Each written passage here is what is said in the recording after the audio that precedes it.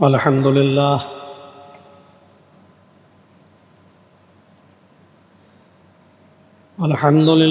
نحمده ونستعینه ونستغفره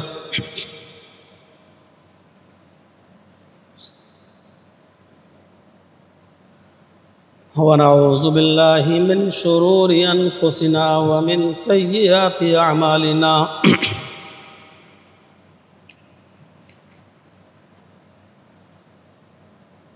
من يهده الله فلا مضل له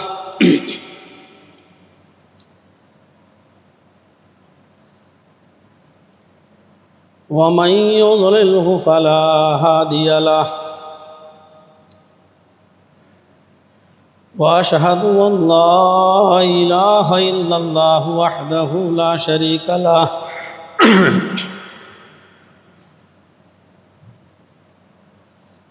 وأشهد أن محمدًا عبده ورسوله أما بعد فإن خير الحديث كتاب الله وخير الهدي هدي محمد صلى الله عليه وسلم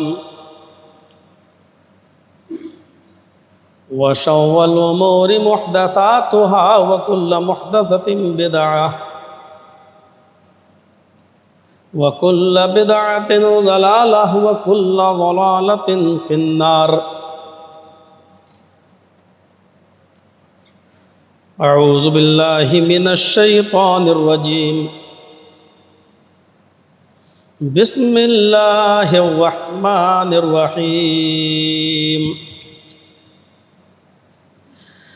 يا أيها الذين آمنوا اتقوا الله وقولوا قولا سديدا يصلح لكم أعمالكم ويغفر لكم ذنوبكم ومن يطع الله ورسوله فقد فاز فوزا عظيما. رب اشرح لي صدري ويسر لي أمري واحلل عقدة من لساني يفقهوا قولي. رب زدني علما اللهم رب زدني علما. ہر قسم کی تعریف، حمد و ثنا، تسبیح و تقدیس، تکبیر و تحلیل اللہ رب العالمین کے لیے لائق و سزاوار ہے، جو ہم سب کا خالق ہے، جو مالک ارض و سما ہے، جو کریٹر آف یونیورس، پوری کائنات کا خالق ہے، اس ورلڈ کا ماسٹر ہے، جس نے یہ دنیا رچائی اور بسائی، اور ہم سب کو اس نے اس دنیا کے اندر بھیجا، اس دنیا کے اندر پیدا کیا، اور کچھ فارمیلٹیز کو پورا کرنے کے لیے ہم اس دنیا میں آئے ہیں، اور پھر اس دنیا کے ختم ہو جانے کے بعد ہمیں ہمارا وہی مقام ہم کو ملنا ہے، جس مقام سے ہمارے باپ حضرت آدم علیہ السلام کو نکالا گیا تھا، یا پھر اس کے اپوزٹ ایک دوسرا مقام جس کو ہم جہنم کے نام سے جانتے ہیں۔ دنیا میں جو انسان آیا ہے، ان دونوں ہی مقاموں میں سے کوئی ایک مقام ہے اس کا، وہی اس کا اصل مسکن ہے، وہی اس کا اصل گھر ہے، اس کو ہم یا تو جنت کہہ لیں یا جہنم کہہ لیں، تیسری کوئی جگہ نہیں۔ اللہ رب العالمین نے ہمیں اس دنیا میں کیوں بھیجا ہے وہ بھی بتا دیا کہ وَمَا خَلَقْتُ الْجِنَّ وَالْإِنسَ إِلَّا لِيَعْبُدُونَ، بندو، میں نے جنوں کو اور انسانوں کو اس دنیا میں صرف اس لیے پیدا کیا، اس لیے بھیجا، تخلیق انسانی کا مقصد، تخلیق جن کا مقصد صرف یہ ہے کہ وہ میری عبادت کرے۔ اب عبادت کا مفہوم بڑا وسیع ہے، ہم کو 24 گھنٹے سجدہ نہیں کرنا ہے، 24 گھنٹے ہم کو اللہ کی عبادت میں نہیں لگا رہنا ہے۔ عبادت کو مختلف ڈپارٹمنٹ کے اندر اللہ رب العالمین نے بانٹ دیا۔ اب اگر اس نے بیوی اور بچوں کے لیے محنت کرنے کا، رزق حلال کمانے کا اگر حکم دیا ہے تو اس کو بھی عبادت سے جوڑ دیا۔ اگر ہم رات میں سو رہے ہیں اور اس نے رات کو سونے کا حکم دیا اور کہا کہ وَجَعَلْنَا اللَّيْلَ لِبَاسًا، ہم نے رات کو لباس بنایا ہے اور تمہارے سکون کا ذریعہ بنایا ہے، اور رات کو تم وضو بنا کر سورہ ملک کی تلاوت کر کے اپنے بستر پر سونے کے لیے جاؤ، اور سونے سے پہلے یہ دعا پڑھ لو، اللہم بِاسْمِکَ اموت وَاحْیا۔ یہ دعا پڑھنے کے بعد جب تم بستر پہ تم سو گے تو پوری رات تمہاری عبادت میں لکھی جائے گی۔ اس رات اگر تم مر گئے، موت کا فرشتہ آ کر تمہاری روح کو قبض کر لیتا ہے تو اللہ رب العالمین اپنی رحمت سے تم کو جنت کے اندر داخلہ فرمائے گا۔ تو یہ بھی عبادت کا ایک حصہ ہے۔ اپنے بچوں کو پڑھانا لکھانا اور ان کو نیک بنانا، یہ بھی عبادت کا ایک حصہ ہے۔ اپنی بیٹیوں کی پرورش کرنا، پالنا پوسنا، ان کو اچھا ادب سکھانا، اچھی تعلیم دینا، اور پھر ان کے لیے دیندار لڑکے کا انتخاب کر کے ان کی شادی کرا دینا، اس کو جنت میں جانے کی ضمانت قرار دیا ہے۔ جناب محمد رسول اللہ صلی اللہ علیہ وسلم نے فرمایا کہ جس باپ کی 3 بیٹیاں ہوں گی، اس نے ان کو پڑھایا ہوگا، لکھایا ہوگا، اچھا ادب سکھایا ہوگا، اور پھر اس کے بعد اس نے ان 3 بیٹیوں کی شادی نیک و دیندار لڑکوں کے ساتھ کرا دی ہوگی، تو وہ باپ جنت میں میرے ساتھ اس طرح رہے گا جس طرح یہ دونوں انگلی آپس میں ملی ہوئی ہیں، وہ میرا پڑوسی بن کر رہے گا۔ جنت اسی کو ملے گی جو عبادت کرے گا۔ یعنی 3 لڑکیوں کی شادی کرا دینا، نیک لڑکوں کا انتخاب کر کے ان کا گھر بسا دینا، یہ جنت میں جانے کی ضمانت ہے۔ ایک صحابی کہنے لگے اللہ کے رسول میری تو 2 ہی بیٹیاں ہیں۔ آپ نے فرمایا یہ میرا حکم دونوں بیٹیوں کے باپ کے لیے بھی ہے۔ ایک اور صحابی نے کہا اللہ کے رسول اگر کسی کی 1 ہی بیٹی ہو تو آپ نے فرمایا کہ اس کو 1 بیٹی ہی کو پڑھا لکھا کر اور دیندار گھرانے میں اس کی شادی کرا دینا چاہیے، تو وہ باپ بھی میرے ساتھ جنت میں رہے گا، میرا پڑوسی بن کر رہے گا۔ اس کو بھی عبادت سے جوڑ دیا ہے۔ عبادت کا مفہوم بہت وسیع ہے، اس کو صرف مسجد کی 4 دیواری تک نہیں جوڑا جائے گا، لیکن عبادت کی روح ہے تقویٰ، عبادت کی روح ہے پرہیزگاری۔ آپ کتنی بھی عبادتیں کر لیں اور کوئی بھی عبادت کر لیں، اگر اس عبادت کے اندر تقویٰ نہیں ہے تو بے جان ہے وہ عبادت۔ ہماری یہ باڈی جس کی ابھی آپ قدر کریں گے، نماز کے بعد آپ ہمیں اپنے گھر لے جائیں گے، آپ چائے پانی پلائیں گے، جو عزت آپ کر رہے ہیں ہماری، یہ صرف اس وقت تک عزت کر رہے ہیں جب تک ہمارے اندر یہ روح موجود ہے، یہ آتما موجود ہے، یہ روح ہمارے اندر جب تک ہے تب تک آپ ہماری عزت کر رہے ہیں، اور جیسے ہی یہ روح ہماری باڈی سے نکلی آپ ہماری کوئی عزت نہیں کریں گے، بلکہ خود ہماری اولاد ہماری عزت نہیں کرے گی، ہمارے رشتہ دار ہماری عزت نہیں کریں گے، پھر اسی باڈی کو جو مٹی سے بنا ہوا ہے مٹی کے حوالے کر دیں گے اور ہزاروں ٹن مٹی ہمارے اوپر ڈال دی جائے گی، کیونکہ باڈی کی کوئی حیثیت نہیں، حیثیت روح کی ہے۔ اسلام کے اندر عبادت کی کوئی حیثیت نہیں ہے، اس عبادت کی روح تقویٰ کی حیثیت ہے۔ اگر آپ جمعے کے دن نماز پڑھنے آئے ہیں اور یہ سوچ کر آئے ہیں کہ گاؤں والے یہ کہیں گے دیکھو جمعے تک کی نماز نہیں پڑھتا ہے، تو اس جمعے کی کوئی حیثیت نہیں ہے۔ اگر آپ اس عبادت کو اس لیے کر رہے ہیں کہ اللہ رب العالمین دیکھ رہا ہے اور یہ رکوع یہ سجدہ اللہ کے لیے کرنے کے لیے آئے ہیں، تو پھر اس عبادت کی قدر ہوگی۔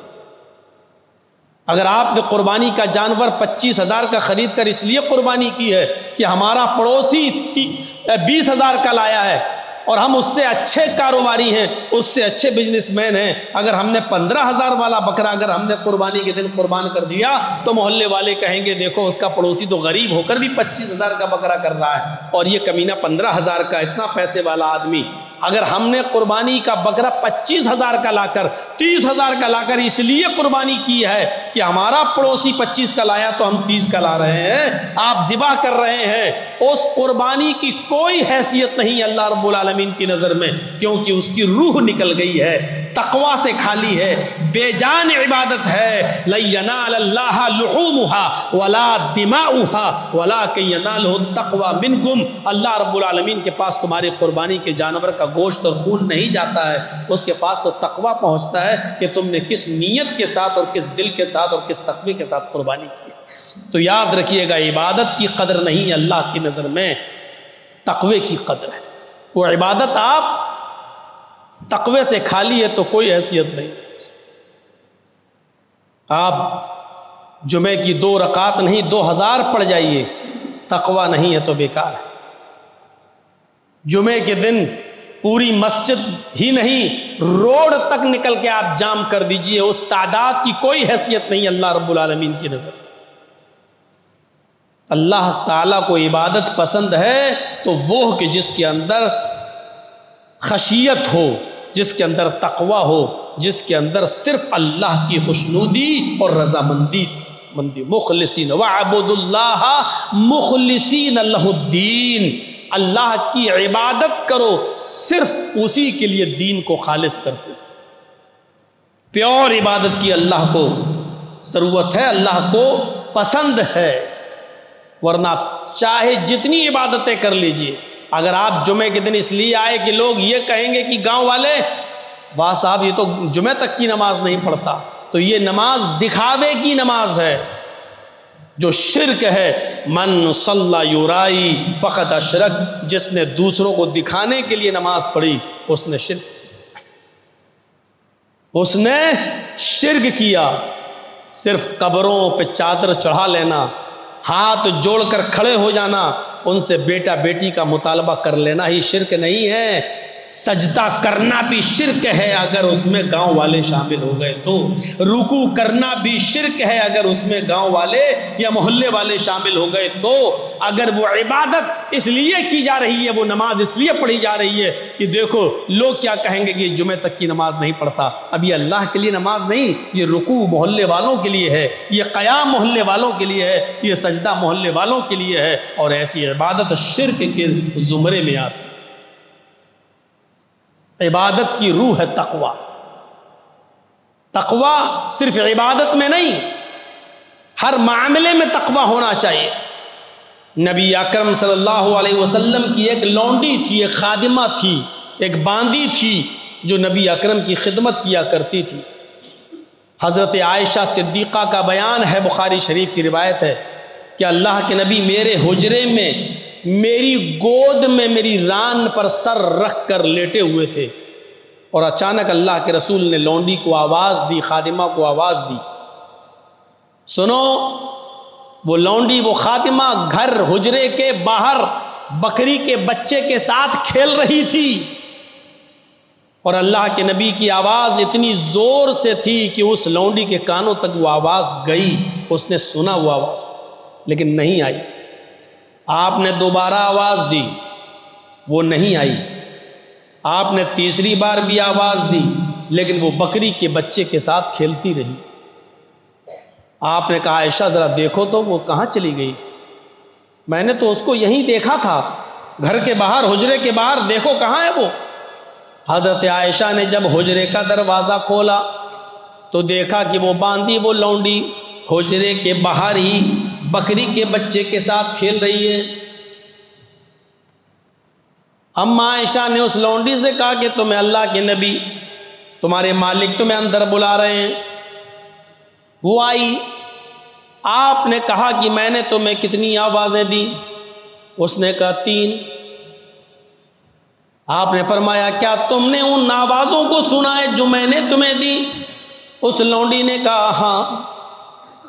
کہا میں نے تمہیں 3 بار پکارا، تمہیں بلایا اور تم نے تینوں بار سنا؟ اس نے کہا ہاں۔ پھر کیوں نہیں آئی تم؟ جب آپ نے یہ سوال کیا کہ میری آواز سننے کے بعد تم میرے پاس کیوں نہیں آئی، اس سوال پر اس نے اپنا سر نیچے کر لیا، گویا کہ اپنی غلطی کا اعتراف کیا اور کہا کہ میں اس بچے کے ساتھ کھیل رہی تھی اس لیے میں نہیں آئی۔ حضرت عائشہ فرماتی ہیں نبی اکرم ایک مسواک زیادہ تر اپنے کان میں لگائے رہتے تھے، اور جیسی اذان کی آواز آتی تھی آپ کان سے وہ مسواک نکال کر پہلے مسواک کرتے تھے، اس کے بعد مسجد میں جایا کرتے تھے نماز پڑھنے کے لیے۔ آپ نے اپنے کان سے وہ مسواک نکالی اور آپ نے اس لونڈی کو، اپنی خادمہ کو آپ نے پاس بٹھایا اور اس مسواک سے اس کی پیٹھ کے اوپر مارنے ہی والے تھے۔ آپ نے تان لیا اور آپ نے اس مسواک سے اس لونڈی، اس باندی کو آپ نے ضرب ہی کرنے والے تھے، چوٹ کرنے والے تھے۔ وہ اس کی پیٹھ تک مسواک گئی لیکن روک لی اللہ کے نبی نے، آنکھوں میں آنسو آ گئے اور اس مسواک کو اپنے کانوں میں لگا لیا اور کہا جاؤ آئندہ خیال رکھنا، جب بھی میری آواز تمہارے کانوں تک جائے تو فوراً چلے آنا۔ وہ لونڈی چلی گئی۔ نبی اکرم سے اما عائشہ نے پوچھا اے اللہ کے رسول، اس نے اپنی غلطی کا اعتراف تو کر لیا تھا، اس نے اس بات کو بھی تسلیم کر لیا تھا کہ آپ کی آوازیں اس کے کانوں تک گئی اور پھر بھی وہ نہیں آئی، اور آپ نے مسواک بھی نکال لی، اس کو مارنے ہی والے تھے کہ اس کی پیٹھ تک وہ مسواک گئی لیکن آپ نے روک لیا۔ وجہ کیا تھی؟ اگر آپ اس کو 2-4 مسواک مار دیتے تو کوئی آپ مجرم نہیں ہو جاتے، اس لیے کہ وہ آپ کی لونڈی ہے اور اگر غلطی کرے تو مالک ہلکی پھلکی سزا تو دے ہی سکتا ہے۔ آپ اس کو سزا دے دیتے تاکہ وہ آئندہ خیال رکھتی۔ نبی اکرم صلی اللہ علیہ وسلم کی زبان سے یہاں جو جملے نکلے وہ ہماری اور آپ کے لیے اور اس سماج کے لیے اور ہم مسلمانوں کے لیے قابل رشک ہیں اور قابل تفکر بھی ہیں، غور و فکر کرنے کے لیے بھی ہیں کہ سوچیں یہ تقوی کی کون سی معراج تھی اور تقوی کی کون سی بلندی تھی؟ کیا یہ تقوی ہماری زندگیوں کے اندر ہے؟ اللہ کے نبی فرماتے ہیں عائشہ میں نے مسواک نکالی، میں نے اس کو مارنے کے لیے ہاتھ آگے بھی بڑھایا، لیکن جیسے یہ مسواک اس کی پیٹھ تک گئی میرے ذہن میں یہ خیال آیا اے محمد ابن عبداللہ، آج جتنا تم اس لونڈی کے اوپر مالک ہو، کل قیامت کے دن تمہارا رب اس سے کہیں زیادہ تمہارے اوپر مالک ہے۔ اس دن کسی کے ساتھ کوئی ناانصافی نہیں ہوگی۔ الیوم لا تملک نفس لنفس شیئا، اس دن کوئی نفس کسی نفس کی ذرہ برابر مالک نہیں ہوگی، سارے معاملات اللہ کے ہاتھ میں ہوں گے۔ عائشہ جیسے ہی میں نے وہ مسواک اس کو مارنا چاہی میرے ذہن میں یہ خیال آیا کہیں میری 1-2 مسواک اس کی پیٹھ پر پڑ جائیں، یہ سزا کہیں اس کی غلطی سے زیادہ نہ ہو جائے، اس نے جو غلطی کی ہے وہ غلطی ہماری سزا سے کہیں کم نہ رہ جائے اور میری یہ دی ہوئی سزا کہیں اس کی غلطی سے زیادہ نہ ہو جائے۔ اگر آج میں نے اس کو 2-4 مسواک مار دی اور یہ مسواک کا مارنا اس کی غلطی سے زیادہ ہوا تو قیامت کے دن اللہ رب العالمین اس لونڈی کو بھی اختیار دے گا اور وہ قیامت کے دن مجھ سے اس کا بدلہ لے گی۔ اس لیے میرا ہاتھ رک گیا، میرا ہاتھ کانپ گیا کہ کہیں میری دی ہوئی سزا اس کی غلطی سے زیادہ نہ ہو۔ اب ہم یہاں تصور کریں آپ اپنے ڈرائیور کے کتنے دن کی تنخواہیں کاٹ لیتے ہیں، آپ اپنے ملازمین کے ساتھ کیا رویہ اپناتے ہیں، آپ جس ڈپارٹمنٹ میں کام کرتے ہیں آپ کے نیچے کام کرنے والوں کے ساتھ آپ کا سلوک کیا ہے؟ کہیں ایسا تو نہیں کہ ان کی غلطی سے بڑھ کر آپ اس کو سزا دے رہے ہو؟ کہیں ایسا تو نہیں کہ ایک دن وہ آپ کے یہاں کام کرنے نہیں آیا تو اس پر آپ کا 500 روپے کا نقصان ہوا تو آپ اس کی کہیں 700 روپے کی سیلری تو نہیں کاٹ رہے ہیں، 1000 روپے کی سیلری تو آپ نہیں کاٹ رہے ہیں، یا کہیں آپ اس کی 3 دن کی تنخواہ تو نہیں کاٹ رہے ہیں؟ یا آپ اس کو الٹا سیدھا بول کر گالیاں دے کر، کہیں ایسا تو نہیں کہیں آپ اس کی غلطی سے بڑھ کر آپ اس کو سزا دے رہے ہیں؟ آپ نے دیکھا کہ اس کی غلطی ہوئی ہے، نہیں آیا ہے، لیکن آپ نے اس کو معاف تو کر دیا، لیکن آپ نے اس کو اتنا ڈانٹا کہ ڈانٹتے ہوئے اس کی ماں کی گالی اس کو دے دی۔ تو آپ یاد رکھیے کہ اس کی ماں مجرم نہیں تھی، آپ نے اس کو اس کی ماں یا بہن کی گالی دی ہے۔ یہ آپ کی دی ہوئی معافی بھی اب کام نہیں آئے گی، کیونکہ آپ نے وہ جرم کیا ہے جو اس کی غلطی سے بڑھ کر۔ عبادت کی روح تو تقویٰ ہے، وہ اپنی عائلی اور اقتصادی اور معاشی زندگی میں بھی ہمیں اور آپ کو دیکھنا ہوگا۔ حضرت ابو بکر صدیق نے جب کھجور کھا لیا تھا اپنے غلام کا لایا ہوا، اور اس نے کہا تھا یہ تو میں نے کہانت کری تھی، کسی کو کہہ دیا تھا کہ تمہیں بیٹا ہوگا اور اس کو آج بیٹا ہی ہوا ہے، اس لیے اس نے گفٹ میں ہمیں لا کر یہ کھجور دیا ہے۔ تو ابو بکر صدیق نے کہا یہ تو حرام ہے، ماں کے پیٹ میں کیا ہے اللہ کے علاوہ کوئی نہیں جانتا، اور تم نے اس کو پہلے ہی بتا دیا اور اللہ نے دے بھی دیا اس کو بیٹا، اور اس نے گفٹ میں تمہیں کھجور دیا، پانی لاؤ۔ پانی پیا اور کھجور کو پانی پیتے گئے، کھجور قے کرتے گئے، اور اس وقت تک پانی پیتے رہے جب تک کہ کھجور نہیں نکل گیا، اور جب پورا کھجور نکل گیا، یقین کر لیا کہ اب نکل گیا ہوگا، تب کیا کہا؟ اللہ رب العالمین اس آدمی کے دل میں ایک نقطہ جمع دیتا ہے، بٹھا دیتا ہے، جو حرام کا ایک لقمہ کھاتا ہے، اگر وہ توبہ کر لیتا ہے تو وہ نقطہ مٹ جاتا ہے، اگر وہ توبہ نہیں کرتا تو وہ سیاہ نقطہ بڑھتے بڑھتے پورے دل کو کالا کر دیتا ہے، اور جب پورا دل کالا ہو جاتا ہے تو پھر انسان کو فکر نہیں ہوتی کہ میرے پاس یہ دولت آ رہی ہے کہاں سے آ رہی ہے، یہ جائز ہے یا ناجائز ہے۔ حضرت عمر فاروق کا بیٹا کھیل رہا ہے، ابو موسیٰ اشعری کی نظر پڑی کہ محلے میں تو بہت سے بچے کھیل رہے ہیں، اور سب بچوں کے ہاتھ میں تربوز کے ٹکڑے ہیں، وہ کھا رہے ہیں، اور امیر المومنین عمر فاروق کا بیٹا ان ٹکڑوں کو کھجور کے تربوز کے ان ٹکڑوں پر نظر جمائے ہے، اس کے پاس کچھ نہیں ہے۔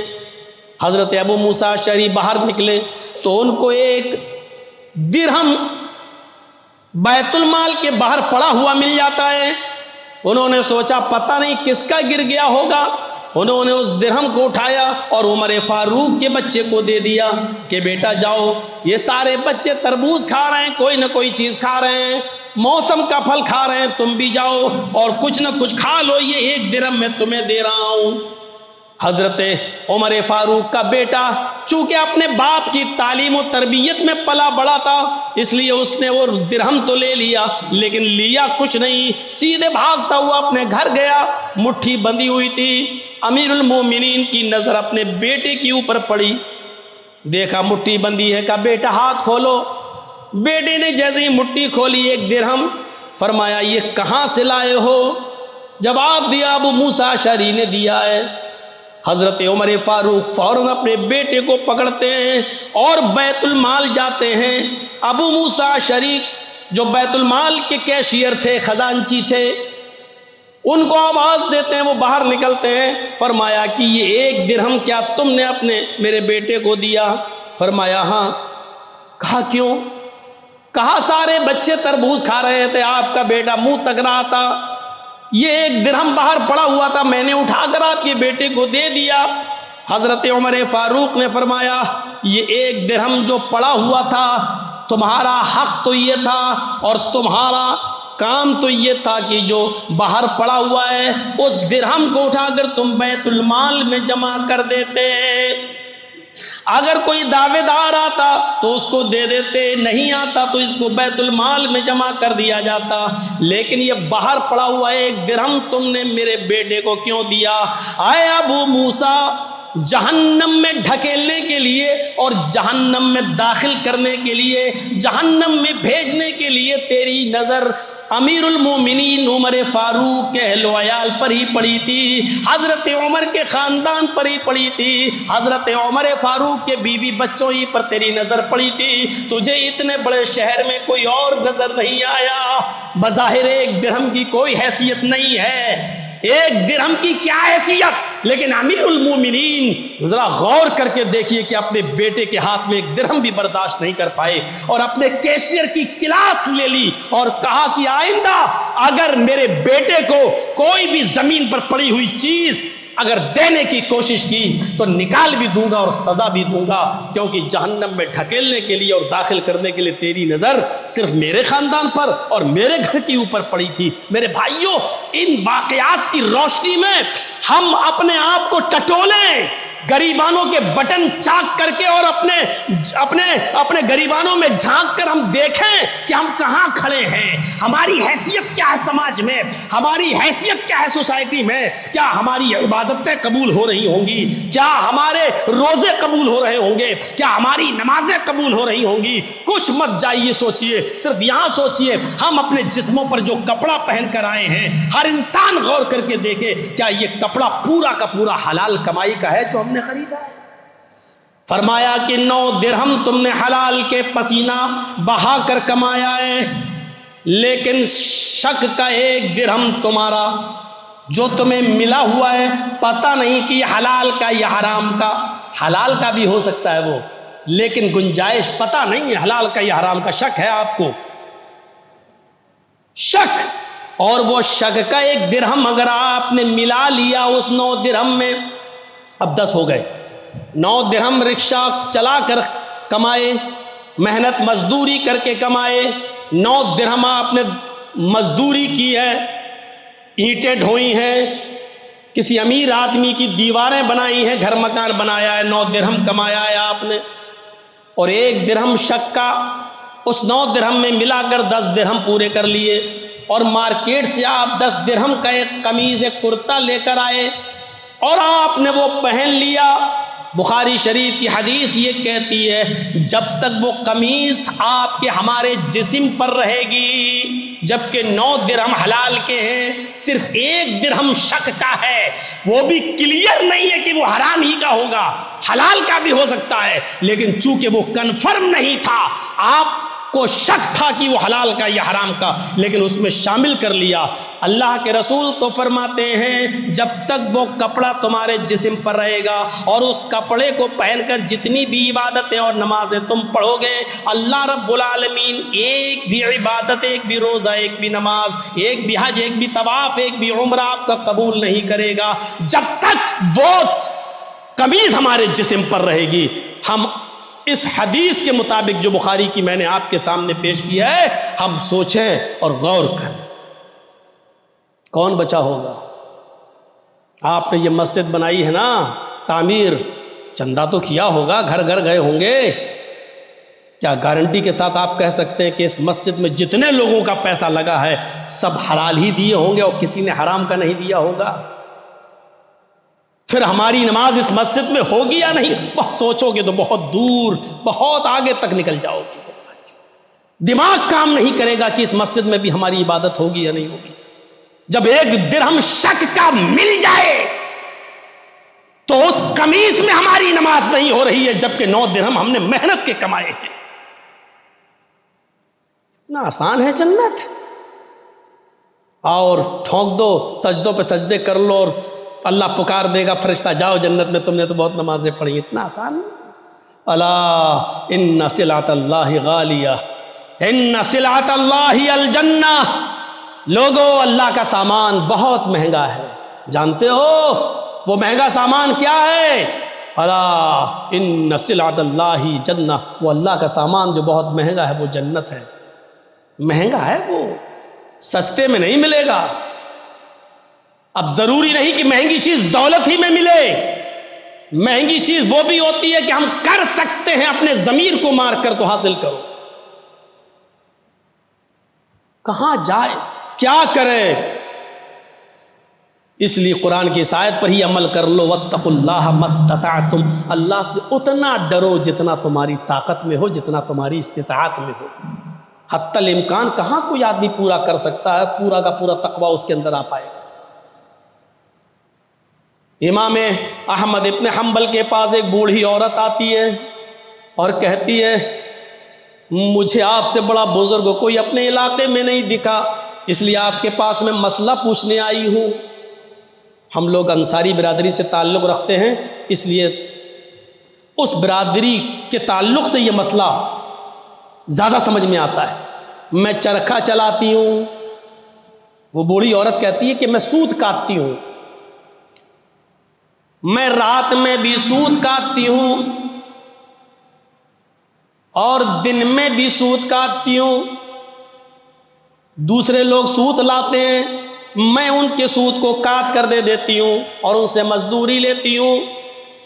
رات کے سوت کاٹنے میں اور دن کے سوت کاٹنے میں کیا برابر مزدوری لینا چاہیے یا کوئی فرق کرنا چاہیے؟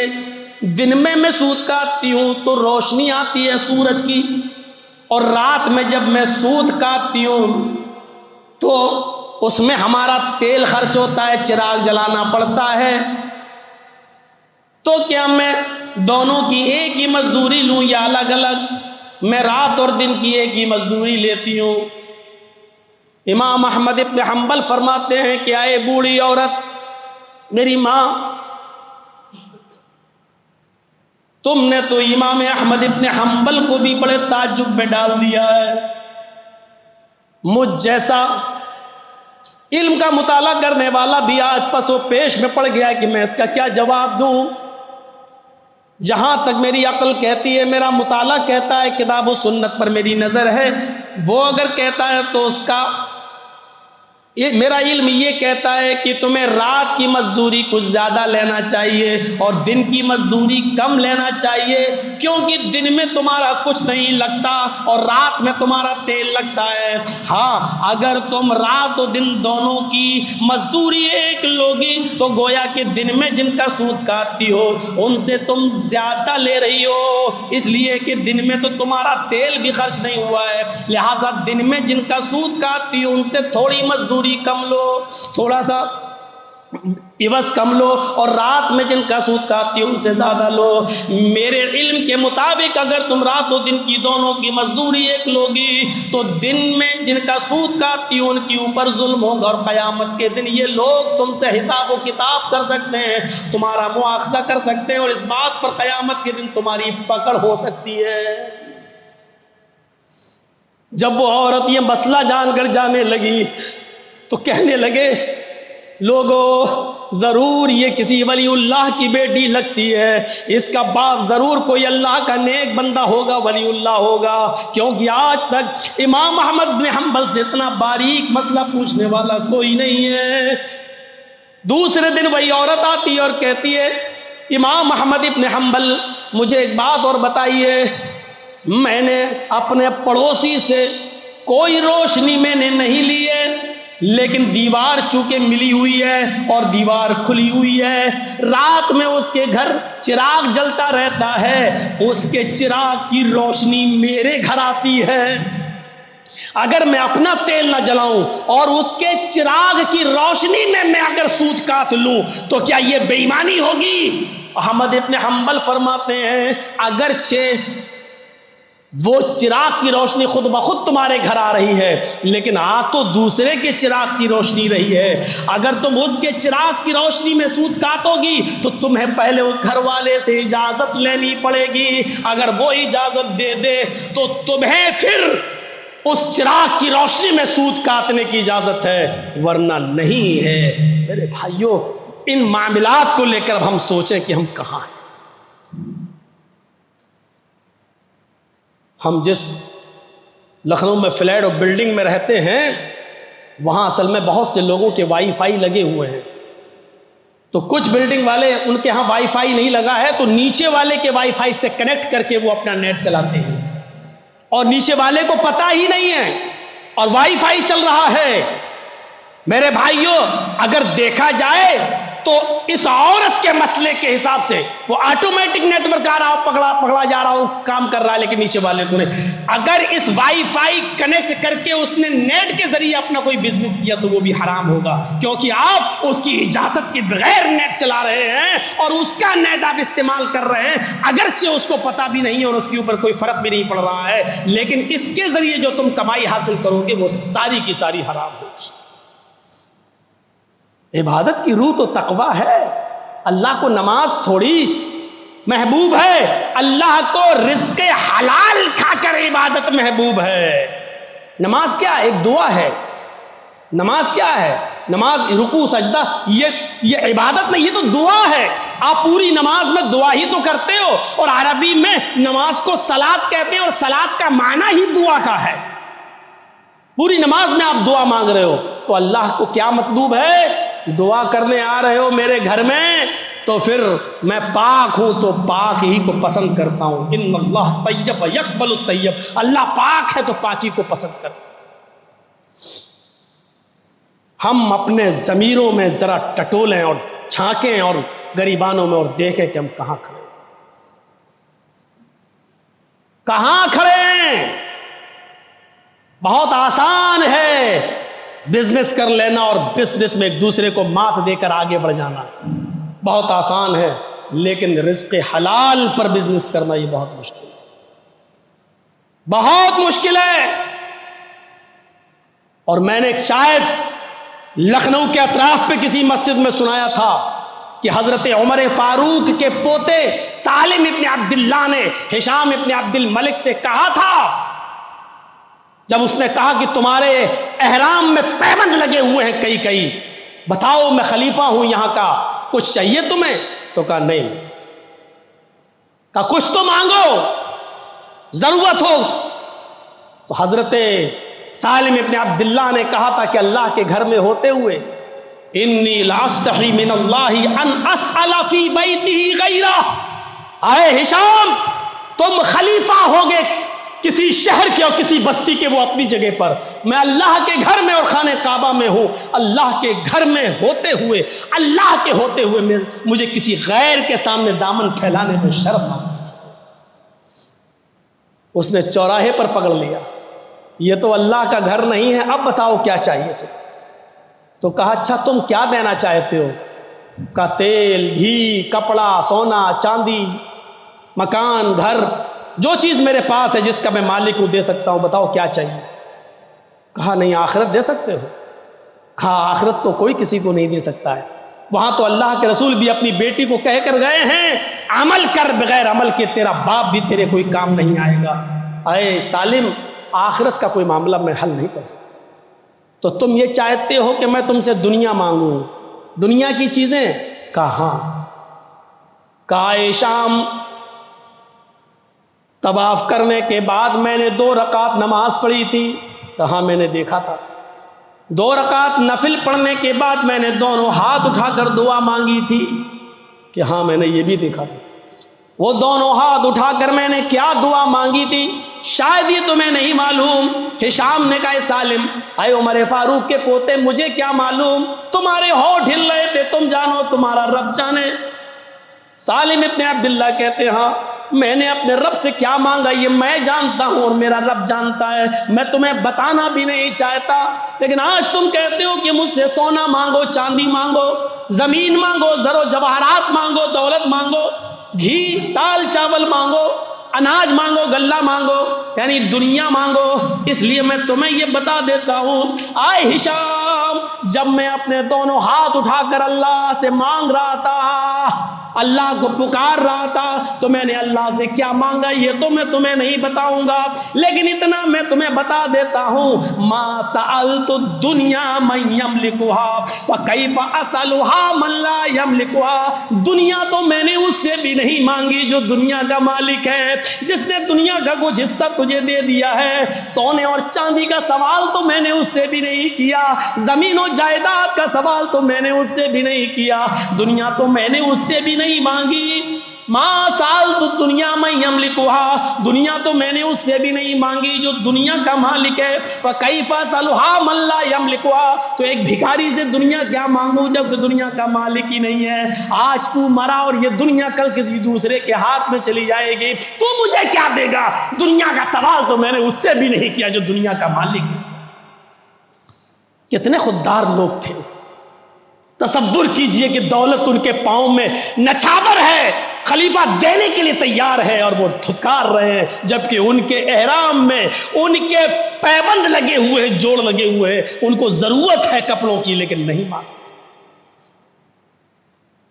تقویٰ کیا تھا ان کی زندگی، کیا پرہیزگاری تھی ان کی زندگی میں، کیا تصور تھا ان کی زندگی میں. بہت آسان ہے جمعے کے دن مسجد میں آ جانا، بہت آسان ہے ظہر اور عصر اور مغرب کی نماز پڑھ لینا، بہت آسان ہے عشاء کی نماز پڑھ لینا، لیکن بڑا مشکل ہے فجر کی نماز میں اٹھ کر آنا. وہاں دیکھا جاتا ہے عبادت کی روح کیا ہے. حضرت لقمان علیہ السلام نے اپنے بیٹے کو بہت سی چیزوں کی نصیحت کی تھی. ان نصیحتوں میں ایک نصیحت یہ بھی تھی کہ اے میرے بیٹے، صبح فجر کی نماز پڑھنے کے لیے جب تم مسجد میں جانا تو مسجد کے باہر تمہیں بہت سے لوگوں کے جوتے اور چپلیں تمہیں نظر آئیں گی مسجد کے دروازے کے باہر. صبح جب تم اٹھو گے تو تمہیں بہت سے بادشاہ جو اپنے سروں پر تاج چمکائے رہتے ہیں، ان کے تاجوں کی تمہیں تعریف کرتے ہوئے لوگ نظر آئیں گے. وما زالت احذیۃ المسجد فجرا وما زالت احذیۃ المصلین بالمسجد فجرا اجمل من تیجان الملوک النائمین. میرے بیٹے، جب فجر کی نماز کے لیے تم مسجد میں جاؤ نماز کے لیے، تو جن نمازیوں کی چپلیں اور جوتے مسجد کے دروازے کے باہر دیکھنا، ان کو تم کبھی بے عزتی کی نظر سے مت دیکھنا، ان کو کبھی تم بری نظروں سے مت دیکھنا. میری نظر میں فجر کی نماز کے وقت مسجد کے باہر پڑے ہوئے نمازیوں کی یہ جوتے دن میں کھلاٹے کی نیند سونے والے بادشاہوں کے تاج سے کہیں زیادہ بہتر ہے. ان کھلاٹے کی نیند سونے والے بادشاہوں کے تاج سے بہت اوپر ہے. میرے بیٹے، اگر موقع لگے تو ان نمازیوں کے جوتے سر پہ رکھ لینا اور بادشاہوں کے سر کا تاج اٹھا کر پھینک دینا، کیونکہ فجر کی نماز پڑھنے کے لیے جانے والے ان نمازیوں کے جوتے جو مسجد کے باہر ہیں، یہ سونے والے اور کھلاٹے لینے والے بادشاہوں کے تاج سے بہتر ہیں. یہ تقوی کی زندگی باپ اپنی اولاد کو بتاتا تھا، اور اس طریقے سے باپ اپنے بیٹے کو نصیحتیں کیا کرتا تھا. پہیا والوں، لکھنؤ کے ارد گرد سے آنے والے لوگوں، ہم اپنی زندگی پر غور کریں کہ ہم اپنی اولاد کو کیا سکھا رہے ہیں. ہم نے ان کے ہاتھوں میں موبائل دے رکھے ہیں، ہم ان کو کیا سکھا رہے ہیں. ہماری بیٹیاں جو آج ٹک ٹاک پر ڈانس کر رہی ہیں، انسٹاگرام پر جو اپنی ویڈیو بنا رہی ہیں، وہ ماں باپ سوچیں کہ اللہ کے رسول نے جنتی ان ماں باپ کو کہا تھا جو اپنی بیٹی کو پڑھائے گا، لکھائے گا اور اچھا ادب سکھائے گا اور دیندار لڑکوں سے ان کا نکاح کرائے گا، وہ باپ جنتی ہوگا. اور جس نے اپنی بیٹی کو انسٹاگرام پہ ناچ اور ڈانس کرتے ہوئے بھی نہیں روکا ہوگا. معاف کیجئے گا، ایسی اولادیں اپنے باپ کو جہنم میں لے جانے سے کوئی نہیں روک سکتا ہے. بہت آسان ہے ان بیٹیوں کو کھلی چھوٹ دے دینا اور اپنے لیے جنت کی سڑک کو بہت آسان بنا لینا. میرے بھائیوں، بہت آسان ہے جہنم میں جانا. جہنم میں جانے کا راستہ تو جتنا سستا ہے کہ آپ کو گھر بیٹھے مل جائے گا، کہیں دوڑنے کی ضرورت ہی نہیں ہے. آپ اپنی بیٹی کو کھلی چھوٹ دے دیجئے، آپ اپنی بیوی کو کھلی چھوٹ دے دیجئے اور چلے جائیے جہنم میں، چلے جائیے. کنفرم ہے کہ جہنم مل جائے گی، اس میں کوئی ڈاؤٹ نہیں ہے. میرے بھائیوں، جو چیز کنفرم ہے اسی کو تو ہٹانا ہے، جو چیز مشکل ہے اس کو حاصل کرنا ہے، اور مشکل چیز جنت ہے. میرے بھائیوں، تقوی کا موضوع بہت لمبا ہے اور بہت ہی زیادہ وسیع ہے. اللہ کے رسول کی زندگی کے بھی اور واقعات، حضرت عمر فاروق کے واقعات، ابو بکر کے واقعات آپ کے سامنے رکھیں، آپ اشش کریں گے کہ کیا ہم ہیں کہاں. یہ واقعات اس لیے نہیں بتائے جاتے کہ ہم یہ سوچنے کے لیے بتائے جاتے ہیں کہ ہم یہ سوچیں کہ ہم ان لوگوں کے آگے کہاں کھڑے ہیں، ہماری حیثیت کیا ہے. کیا کوئی آدمی ایسا کر سکتا ہے کہ پورا کا پورا پانی پی کر انگلی ڈال کر حرام لقمہ جو کھا کے آیا اس کو تھوک دے اور ایک کھجور کا اس کو بھی نکال دے؟ نہیں کر سکتا کوئی. لیکن ابو بکر نے کر کے دکھایا. ہم یہ سوچیں کہ کیا ہم ایسا کر سکتے ہیں؟ ہم کہاں کھڑے ہیں، ہم کہاں کھڑے ہیں. حضرت عمر فاروق رات کی تاریکی میں نکلتے ہیں، ایک گھر سے آواز آتی ہے، بیٹی دودھ میں پانی ملا دو. سنا ہوگا آپ نے اپنے مسجد کے مولویوں سے اور خطیبوں سے یہ واقعہ. ماں کہہ رہی بیٹی پانی ملا دو دودھ میں. ہمارے گھر کا گزر بسر آسانی سے نہیں چلتا ہے، دودھ میں پانی ملا دو گی تو تھوڑا زیادہ انکم ہو جائے گی. بیٹی نے کہا ماں امیر المومنین کا اعلان نہیں سنا ہے؟ جو دودھ میں پانی ملاتا ہوا پکڑا گیا اس کو سخت سے سخت سزا دی جائے گی۔ کہا بیٹی امیر المومنین تھوڑی دیکھ رہے ہیں، اور کوئی ایسا تھرمامیٹر تھوڑی ہے کہ پتہ چل جائے کہ اس میں پانی ملا ہوا ہے۔ بیٹی امیر المومنین نہیں دیکھ رہے ہیں، ملا دو پانی۔ بیٹی کہتی ہے کہ ماں امیر المومنین نہیں دیکھ رہے تو کیا ہوا؟ امیر المومنین کا رب تو دیکھ رہا ہے، اللہ تو دیکھ رہا ہے۔ امیر المومنین کی عدالت سے بچ جائیں گے تو کیا ہوا؟ کل قیامت کے دن اللہ کی عدالت سے نہیں بچ سکتے۔ عمر فاروق کی آنکھوں میں آنسو آ گئے، کچھ نہیں کہا، اس گھر میں دستک نہیں دی، دروازہ نہیں کھٹکھٹایا۔ صبح کو اپنے خادم سے کہا کہ ماں بیٹی دونوں کو بلا کے لاؤ۔ ماں بیٹی دونوں آئیں۔ کہا کیا بات ہے؟ کہا کل کتنا دودھ میں پانی ملایا تھا؟ ماں ڈر گئی، سچ سچ بتا دیا، ملانے کے لیے کہہ رہی تھی لیکن نہیں ملا پائی، میری بیٹی نے منع کر۔ حضرت عمر فاروق نے کہا کہ میں نے ساری باتیں سن لی، یہ تمہاری بیٹی ہے؟ ہاں۔ ابھی تک اس کے ہاتھ پیلے کیوں نہیں ہوئے؟ لڑکی بالغ ہو چکی ہے۔ کہا امیر المومنین کوئی مناسب رشتہ نہیں ملتا ہے، اور حالت یہ ہے کہ صبح کھا لوں تو شام کو نہیں، اور شام کو کھا لوں تو صبح نہیں ملتا ہے، اس لیے ابھی ہم اس لائق نہیں ہے کہ اس کی شادی کر سکے۔ حضرت عمر فاروق نے اپنے بیٹے کا پیغام دیا اور کہا ماں اس لڑکی کا نکاح تمہیں ہمارے بیٹے سے کرنا ہوگا۔ اور خود خلیفہ المسلمین امیر المومنین حضرت عمر نے اس غریب لڑکی سے اپنے بیٹے کا نکاح صرف اس بنیاد پر کرایا ہے کہ یہ لڑکی اللہ سے ڈرنے والی ہے، یہ عمر سے نہیں ڈرتی، عمر کے رب سے ڈرتی ہے۔ میرے بھائیوں، شادیوں میں تقوی ہی ایک معیار ہوا کرتا تھا۔